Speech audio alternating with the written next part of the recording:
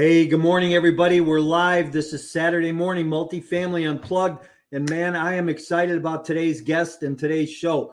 I get an opportunity to meet somebody really for the first time. Same for you. You're going to meet somebody for the first time, maybe, or maybe you've heard him before.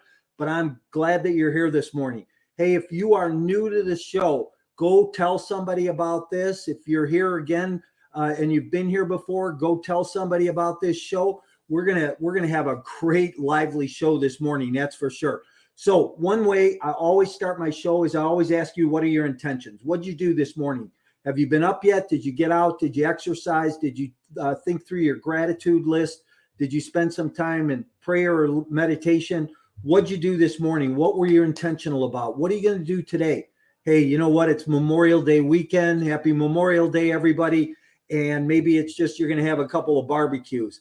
You know, I looked at the weather and it's going to be beautiful, sunny and warm for the next couple of days. So I hope that you enjoy yourself. If you're in Chicago and you're having a barbecue, David and I would love to come over to your barbecue this weekend. So listen, our show today is sponsored by the GOB Network. The GOB Network is a nonprofit multifamily organization where we teach people how to grow their multifamily business. And July 13th and 14th, write this down, July 13th and 14th at the O'Hare Westin, 2 days, Wednesday and Thursday, we're having a great event. It's going to be, we're expecting over 600 people at this event. I get the honor of speaking there, but and sharing the stage with some other big names, John Kasman and Jim Biggs and a number of other people. They haven't even announced who is going to be the keynote speaker yet. But I just want you to know that this is going to be a great event. If you're looking for an opportunity to network, if you're looking for an opportunity to get involved in a multifamily deal, or come to the event with a deal that you want to find partners for and find a sponsorship team for, it's going to be a great event. All right, everybody, if you are new to the show, if you're back again, please make sure you're following us on social media. Every Saturday we go live on Facebook, LinkedIn, and YouTube. Go subscribe to my YouTube channel. Follow us on Facebook, on LinkedIn, on Instagram, and wherever you get your social media fix, you'll find us. And we give a lot of relevant content, always about multifamily, always about investing and coaching and what you can do to improve. Hey, my guest this morning, I'm excited. I've been a long time boxing fan. As long as I've been a real estate fan, I've been a boxing fan. And my guest today is David Diaz. He's a boxer, or previously a boxer. I think that today we're just doing real estate, but we're going to talk about boxing. We're going to talk about real estate, and I'm excited. Let me bring David in. Good morning, David. Good morning, Mike. How you doing? I'm great. How are you? I can't complain, man. Hey, does this get you in state? I'm sorry? Oh, geez, I can't get the sound to work now. That's crazy. Oh, there we go. There we go. Right. There we go. Does that put you in state a little bit? It used to. Now it either sounds to me like a dinner served. Dinner served. Yeah. Hey, I know some guys like that are firemen and and they hear a fire truck go by and they get crazy, and so it's just kind of interesting what those, Pareto said, or Maslow's law, right? You hear that same sound or that same verbiage over and over again, and it brings you back to that state. So exactly. Hey, I'm glad that you're here this morning, and we almost missed it. But what I'd like to do is, what I always start my shows and my interviews with people, and I ask one question, David. I want people to say in one word what best describes you personally and professionally. Persistent. Persistent. Yeah.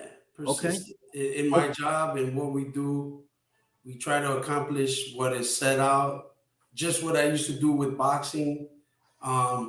Persistent. I'm always out to finish what I started in real estate and in my boxing career, in working out. And I would say I'm persistent. I'm a guy that doesn't doesn't give up, even when I'm getting my ass beat.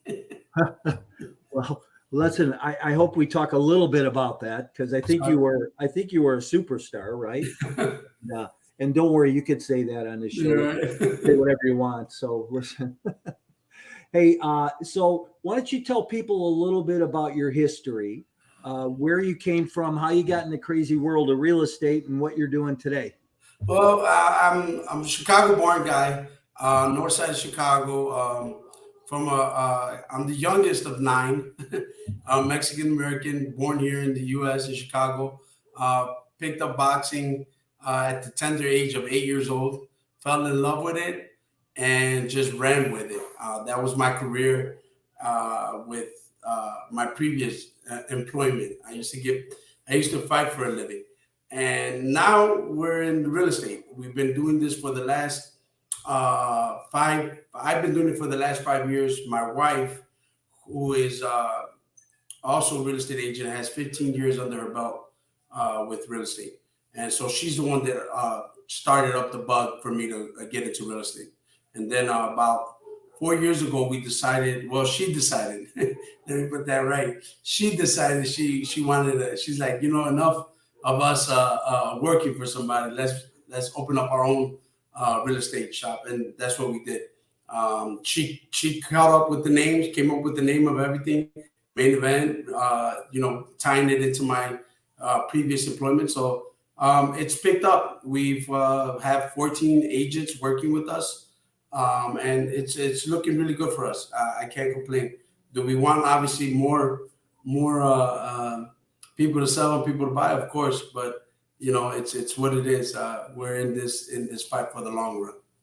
Nice. Here's what I was thinking about before. After you and I originally talked, and we talked about you being on Saturday morning. One of the things that I was thinking about was there's an awful lot of similarities between boxing and between real estate. Oh, there is. Yes, there is. A lot of bluffing, a lot of hyping, a lot of talk, a lot of pounding of the chest. My house is my listing's better and all this stuff. It all ties in. But you have to want to do this and have a tough skin to do real estate, to be honest with you. Yeah. To deal with people and understand them and really get to know what it is they're looking for and stuff like that. You really have to have a tough skin and a dedication and a perseverance to want to do it. Yeah. Well, I think the other side to that is you got to care about people a little bit too. That's the main one too as well. Yes, sir. We're really in a business where we can add value to somebody's life, help somebody's life, help them grow. 2 weeks ago, no, was it about a month ago? I'm sorry. About a month ago, like you said, we make an impactful life on people. I was going through the final walkthrough of my clients purchasing their home. And so I'm like, she had told me already, we're crowded where we're at. And I'm like, all right, cool. I understand you're crowded. You got big kids. But she literally had a 1-bedroom apartment with 4 kids, So it was tough. So when we went to the final walkthrough and stuff like that, that's when she started letting me know of what her life was. And when I got to know them, and she was like, I can't believe I have my home, and it's because of you. And it makes you feel really, really, really good. I'm a softie, man. So even though I was a fighter, man, they tell me stuff like that, I get choked up, So it's a great feeling of what we do. And yes, I know sometimes people say, oh, bad mouthing realtors, but I honestly feel that I'm doing the best for the interest of my client, not myself, my clients that I meet. I find that interesting that you say you're a softie, right? And I find that a lot about sports guys. They have that soft side to them, and they get on the field or they get in the ring, and they take on a totally different persona about who they are. Yes, exactly. And so it's like with my fighting, it was more of a like every time I got into the ring or right before getting into the ring, I was in the dressing room, and I would sometimes have my friends and family with me. So then it's more of a like when they knocked in, okay, you got 5 minutes to get ready to get into the ring. Then the switch came on. It's like no more happy times. They did something to your family, so it's something that you have to get revved up for it. So that's where I reveled myself in, and I thought I could push myself to do stuff that I couldn't do. And with real estate, I take that too. I mean, I take challenges. Well, like, yeah, okay, this person told me that she can't find the house because they don't want to help her look. And that's all it is sometimes. The agent not putting the time. Why? Because maybe it's lesser of a commission for them, right? But, I mean, people don't understand that if you help that one person can be your marketing tool for a lifetime. Mm. That's what these people don't understand. If you treat somebody good, that person is going to go out and tell somebody else. And yes, I know we all go through our times where it's difficult through the days, but that doesn't mean that you have to take it out on people. That's just my thought. Yeah, I'm in the coaching and training space. I help real estate agents. I help multifamily investors, scripts and dialogues. And one of the things that I always teach, and it's the first lesson I always try to work with people on, and we're in the relationship business. We have to build relationships with people. I first came in the real estate business, David. My first 9 months, I sold 78 single family houses. Wow. But it was churn and burn, right? I couldn't tell you one of those people that I sold a house to back then. But I learned within the first couple of years that I have to build relationships with people. And, there's that great book by Dale Carnegie, How to Win Friends and Influence People.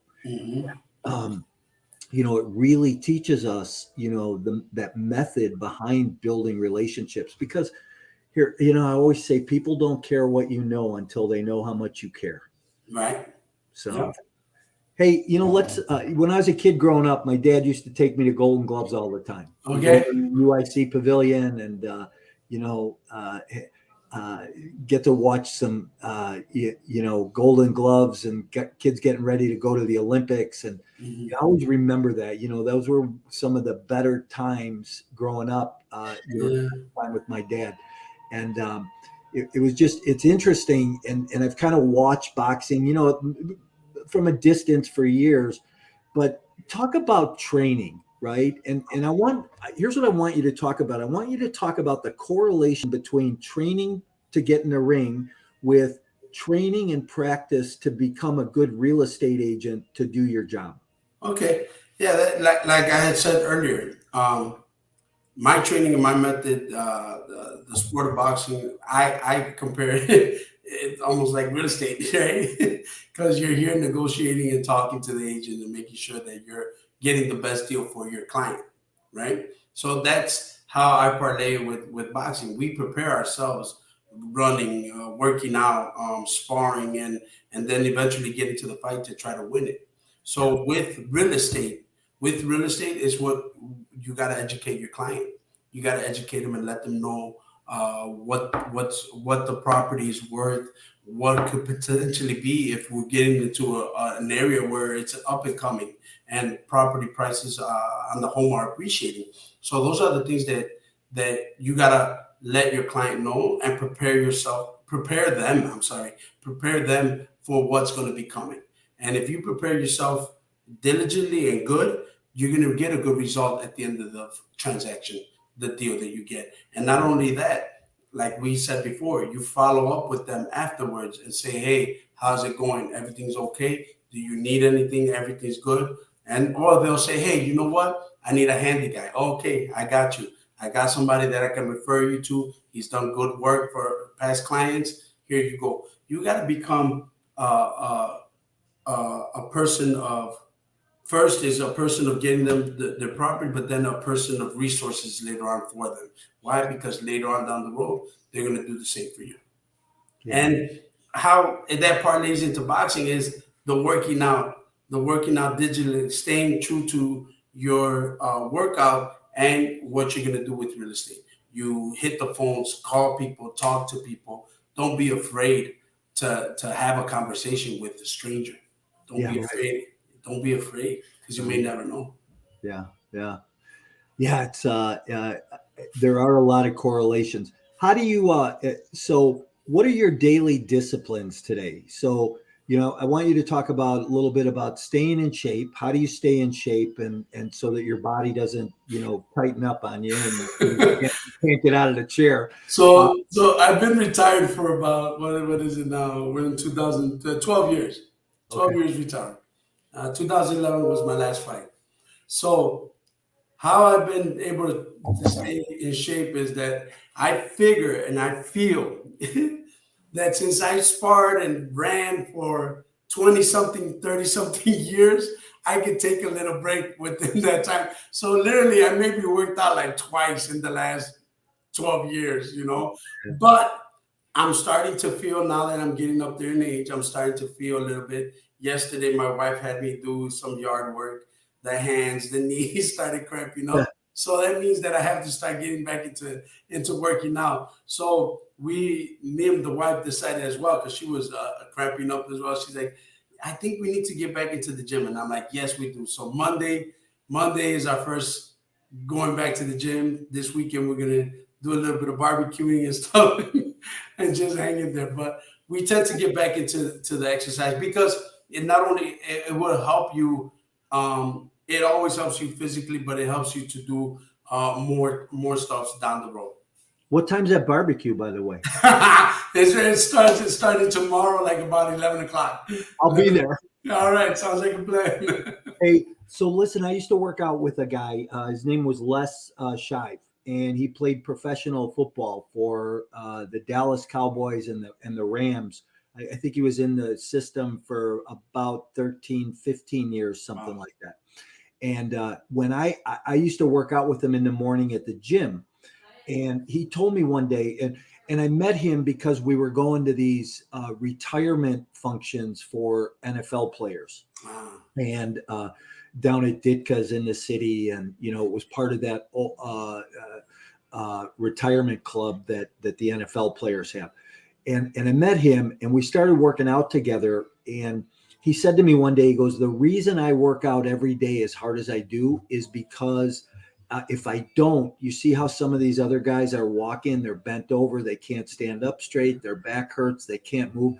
That's why, right? And I kind of, I played a lot of sports growing up, and I know that if I don't stay active, that I'm in trouble. So go ahead.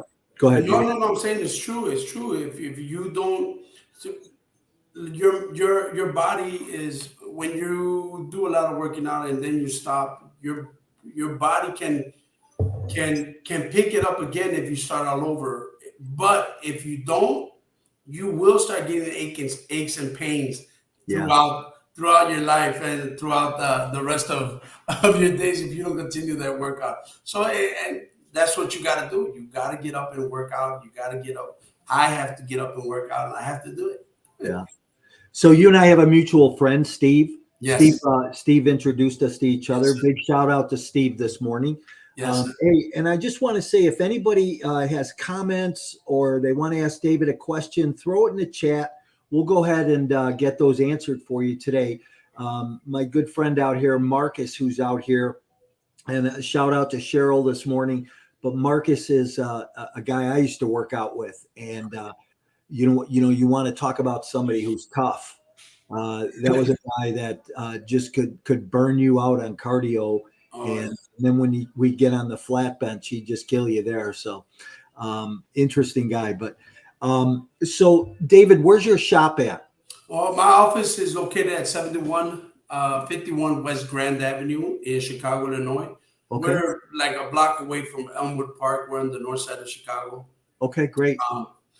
And we have 14 agents there. Like I said before, I don't know if I did, but my wife, Tanya Diaz, is the managing broker. Yeah. My boss here at home and at the office. So just want to make it clear. Big shout out to Tanya this morning. Yeah, babe. Thank you.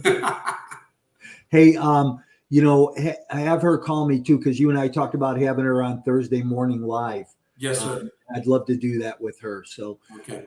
David, you guys focus mostly on residential, or do you do small? Well, my wife obviously manages the office. She does sales here, a lot listings. She grabs a lot of listings. I grab listings. I do. I almost switched a little bit, almost on the commercial, residential, mixed use building stuff like that. And it's been going pretty well. We have a listing that we're probably going to get on the contract already in Logan Square, which is a nice area. Yeah. But yeah, we do it all. We don't shy away from anything. I've always been with the thought of, if the real estate license gives you a license to be a broad agent or facilitator in that field. Yeah. Correct. And I've helped out in my first year some people with commercial and mixed use, residential, multi units and stuff like that. So I feel my license, I can do it all. I'm not saying that I'm a jack of all trades, right, in the real estate, but I'm saying I will help. And if I don't know about it, I'm not afraid to say, hey, let's find somebody else that we can help us get to what you want. Because at the end of the day, it comes down to our client being satisfied and getting what they want. Yeah. Yeah. You know, it's all about, I think it's all about learning the key fundamentals really well and just doing them over and over and over again every day. That's how, you know, I had a guy early on when I went in the real estate business make me a cassette tape. So that kind of dates me a little bit. He made me a cassette tape, and I listened to that over and over again. And I went in the business. I sold 78 houses in 9 months. Went on to build a team selling about 125 listings a year. Wow. But you know how I got there? I had to make 20,000 phone calls a year in order to sell 125 listings. Yeah. So, you know, it's what are you willing to do to build a business and to build a lifestyle also, right? So, correct. I'm a multifamily guy, whether it's small multifamily, and I think people can create great wealth for themselves in small multifamily, as well as a large you know, I love large multifamily. I've owned and operated 4,000 units, had a management company managing 7,500. So, you know, done a lot in the space, and I just love real estate, you know. So, yeah, I'm starting to love real estate as well too. The joy of getting out there, pounding the pavement, and talking to people. I'm a people person, man. I talk to everybody. I'm not shy about striking up conversations or talking to people. I feel myself that I'm well fit for this industry. yeah. I believe. Yeah, good. Yeah, and like I said, it's all about relationships. Yes, So sir. let's talk a little bit about the market. The market's been pretty hot, pretty robust. People could show up and do business just from showing up. Where do you see the market headed? What do you see going on in the next, 6 months? I think we're still in the seller's market. And I feel we're slowly turning to a buyer's market, right? Slowly, but there still are a deficiency in listings. We need to accommodate that. If we're able to get and this is my feel of it is like real estate. There's a lot of real estate all over, right? People just got to understand the process of us getting them to their destination of what they are qualified for. You get me? Yeah. And some people say, hey, well, I want to stay in, let's just say Portage Park. Portage Park rent is 1,600, but the mortgage in Portage Park is a little bit higher, right? So the $1,600 renter can't possibly buy in Portage Park anymore unless it's a really distressed property and then they fix it. That's the only way they're going to be able to be there, right? But then there's other properties up a little bit south, north south of Chicago, the Austin area, where you can get some incredible deals there. So I think that's where we're going towards a little bit more the buyers understanding where they need to buy and going over there, in my opinion, finding that niche. How much of your business is investor business? Do you work with many investors? Not right now, no. I haven't been able to touch on the investor side. I have one guy, one or two guys that call me up every now and then, and but they're more of a I'm looking for a deal type of property, Yeah, yeah, right? It's and right now I tell them like you're not gonna find the deal, yeah. you Well, know. Those are my investors, right? That I go, hey, give me something cheap. I'm like, bro, right now you're not gonna find nothing cheap, yeah. Listen, everybody's looking for a deal, but Yeah, here's the fact of that is that um, there's always a deal if you know how to look at the numbers and you know how to underwrite a deal and you know how to evaluate or analyze what you can do with it. And then when you plan your end, what's the exit? That's how you figure out what a deal is. okay. So, All right. hey, so you mentioned something a little bit ago about mixed use. Yes. I'll just plant this seed with you. I would love to find a 3-unit, first floor retail, Okay. 2 apartments upstairs, Okay. somewhere between Chicago Avenue and Roosevelt, Okay. and between Western uh, and uh, it probably could even come as far as Western to Racine Racine. in that pocket. Some of those pockets would be a little more expensive, but Mhm. I'd really like to find one of those on a side street. There's a few of them there. Um, I know that they've gotten expensive, but Oh yes, they have. They have. Yes, they have. We were trying to with one of another a guy again looking for a deal, right? uh, we were looking at what's that street between Jackson and uh, Jackson and I think it's Madison. Jackson Madison. There's a little street there that Warren, huh? Warren, Warren. Warren. Yes, Warren. We were looking at something there, but he, didn't want to pay the price, so we got Yeah. outbid. Well, Because that's the thing. Hey, what do you think about the foreclosure part of the market right now? I, um, I'm really big on it. I like it. Short sales and stuff like that. I think people get great deals on them. Are they coming? Yes, I think they're going to be coming once they start letting uh, everything come out. The people are the ones that didn't pay because of their jobs or something like that. We're gonna have a big. That's where the deals are gonna come in. Yeah. So I got an email from a buddy of mine the other day, and it says foreclosure wave sweeping U.S. crests in Chicago, and I just want to read this real quick Go because ahead. it says a total of 50,759 U.S. properties started the foreclosure process in Q1 of 22, Yeah. up 67% from the previous quarter and up 188% from the year previous. In Chicago, it's alone 3,000 foreclosures in the first 3 months of 2022. So I think the business is coming. We got you got gas prices that are $5 a gallon in the city, Yeah. over $5 at Costco. They're over $5 a gallon. Yeah, Costco, and I just found out about Costco, and then Costco went crazy on me. So you got gas prices way up. You got cost of bread and milk up. You got supply chain constraints. You got lumber costs. I got a buddy down in Gage Park who's buying houses, tears the top off of them, puts second stories on them. And he took me one day. He said, "Look, this house I paid $18,000 for the lumber for, but this same one, same square footage, same footprint, same addition we're putting on it, I paid 38,000 for the lumber." Yeah. So, you start to get outpriced, right?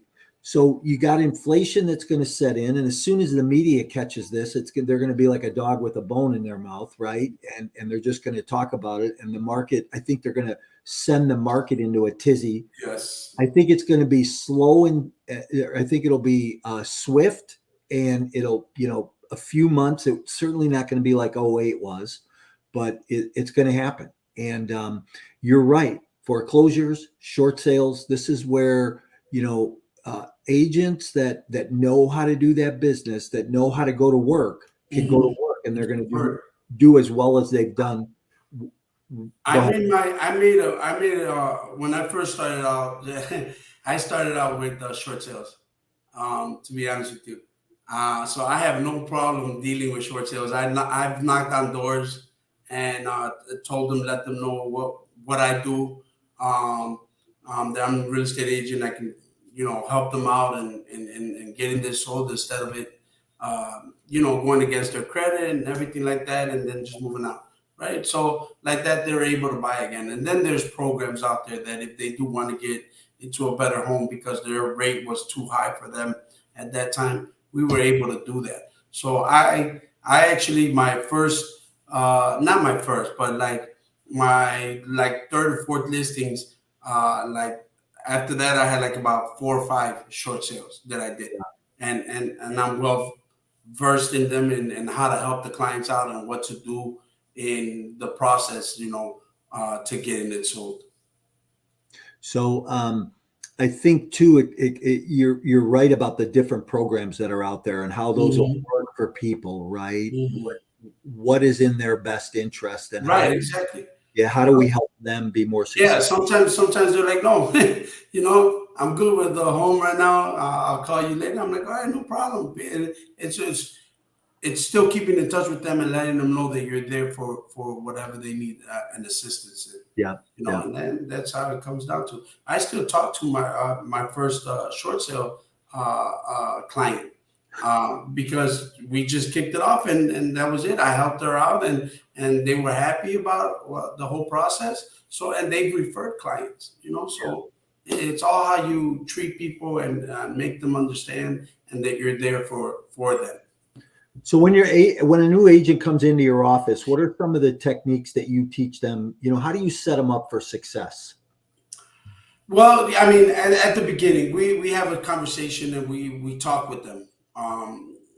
Your sphere, obviously, everything's your sphere of influence, people Let's have a conversation. Those are going to be your easiest, how can I say, conversations. Right. I like to say it's going to be your easiest conversations because they're your friends. And yes, I know sometimes friends don't buy. Listen, this is how crazy real estate is, right? My sister, and this is my sister, full disclosure. So we had her on the contract or with our lender or whatever, and it just didn't happen, or my lender couldn't do it. So she went with another lender, and she ended up using the lender's real estate agent.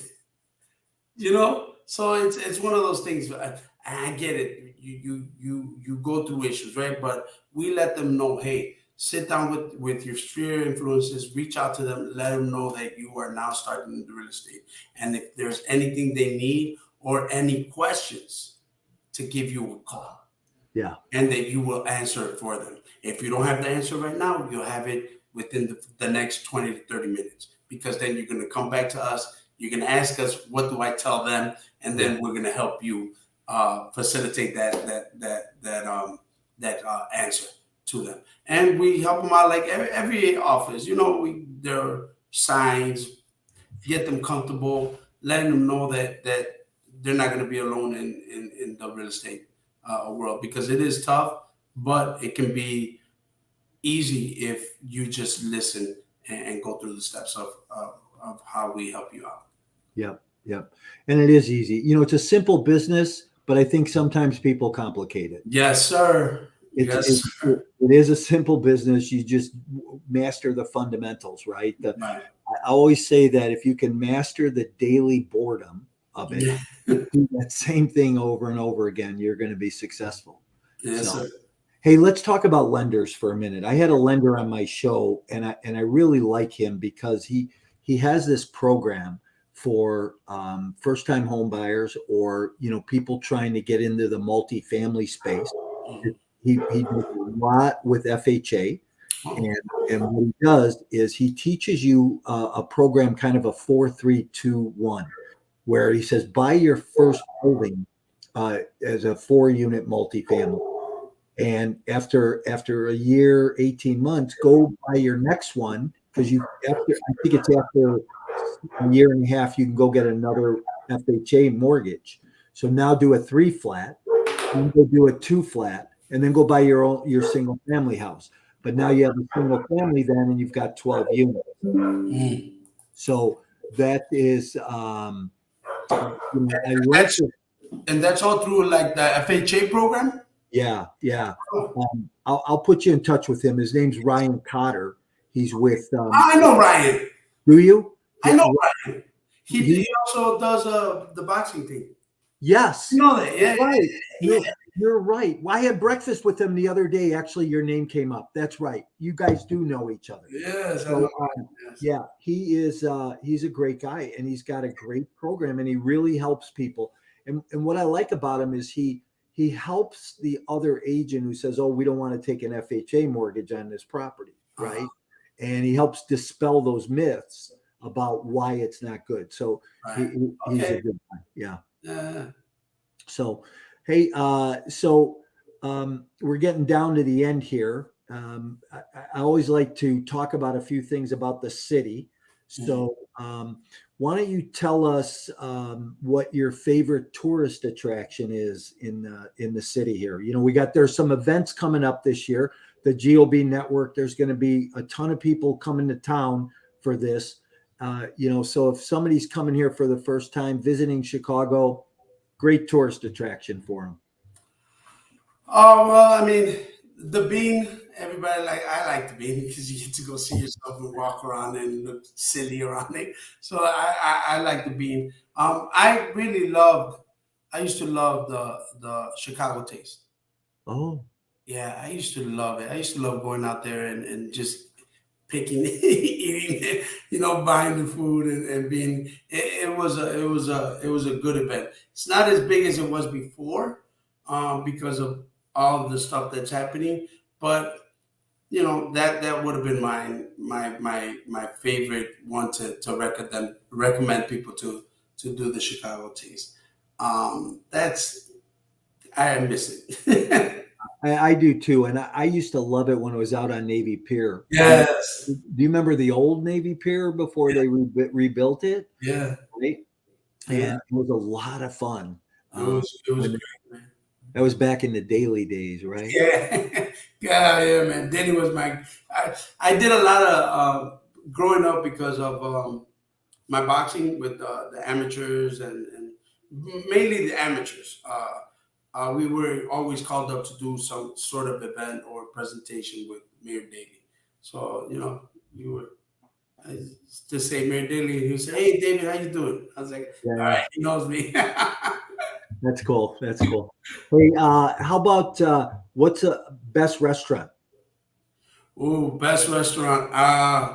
We went to Brazos. Was it Brazos? Okay, over on Is Clark Street, or no, the one Brazils? Brazils. yeah. They got like this like the Japanese steaks in there. It's Oh, like a okay. little steak shop. I think that's what it was called. Brazos. We went there with my wife and one of our lenders. Oh my goodness, it was phenomenal. I'll get you the name of it, man. I forgot it, but it was really good. Um, Expensive, but good. Yeah. How about an economical restaurant? Well, I'm Mexican, right? My Okay, I love tacos. okay. Yeah. And I'm being how can I have showing favoritism, right? My cousin owns a restaurant, Fullerton and Avers, in Logan Square. Okay. Fullerton and Avers. Yes, right. It's right on the corner. It's called Pozoleria Iguala.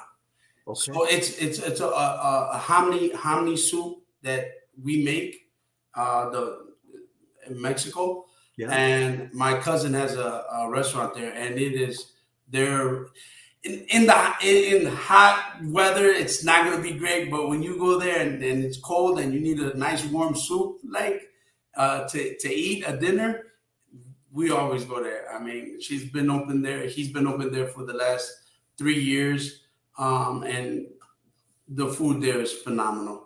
Phenomenal tacos. You get everything there. I mean, tacos, steak, tacos. I mean, everything, and it's really, really good. Fullerton, your neighbors, man. Nice. How about best book you've ever read? Well, the Rumblefish. It's from high school. Yeah, it's a story about teenagers and stuff growing up and going through the process of understanding and growing up. Rumblefish. It was like little cliques and stuff like that. So it was a good book. I actually read it. I mean, I'm going back seventh, eighth grade, I think it was. Man. Yeah.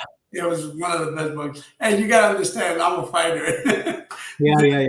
It was more about working out, but yeah, Rumblefish was it had to do with fighting. Yeah, nice. Well, David, listen, if people want to reach out to you, they want to connect with you, how do they do that? Very easy. Obviously, on Facebook as David Diaz. Instagram is my tagline is Realtor Who Fights for You.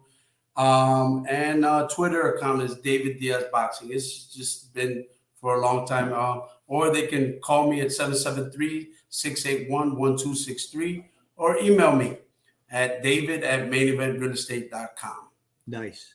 And we've had that scrolling across the bottom. So, if you're looking to buy a piece of real estate in Chicago, give David a call. Hey, David, I'm going to move you to the back room. Say goodbye to everybody. Thank you, everybody. It was a pleasure. Thank you so much, Mike. Hang out with me for a minute in the back, okay? All right. Sounds like a plan. Hey, everybody. That was Saturday morning Multifamily Unplugged with David Diaz. Real estate with his shop is called The Main Event, and here in Chicago. Great guy, right? Good information, good knowledge. I just want to remind everybody that, one of the things we talked about this morning was that real estate's just like boxing, right? You got to get in the ring. You got to do it every day. You have to know the scripts, the dialogues, and know the plan and keep working towards the end goal for yourself. If I can answer any questions for anybody or help anybody, don't hesitate to reach out. For the multifamily people, I want you to remember that coming up June 5th, we're having a 5-day multifamily challenge. It's going to be a broad overview of the multifamily business, but I'm going to tell you by the end of the day 5, you'll be able to walk away, have a 90-day plan that's going to help you execute and go build your multifamily business. So when we go, when we get started on June 5th, we're going to talk about, relationships and finding deals, and we'll talk about analyzing those deals. We'll talk about going to contract. We're going to talk about how we exit a real estate deal and how important that is. We're going to talk about sponsorship teams, partnerships, and all the terminology that goes into it. If you're coming from residential into the multifamily space, there's that terminology and that language that might be a little bit different for you. So we're going to cover a lot of that. Day 5, we're going to talk about syndications. We're going to talk about raising private capital, and we're going to have a live Q&A on day 5. So starting June 5th, 7 p.m. Central Time, we're going to go live on Facebook. Go to Facebook, join the group at the 5-day multifamily challenge. We'll see you guys on June 5th, but we'll be back here next Saturday. Hey, everybody, have a great Memorial Day weekend.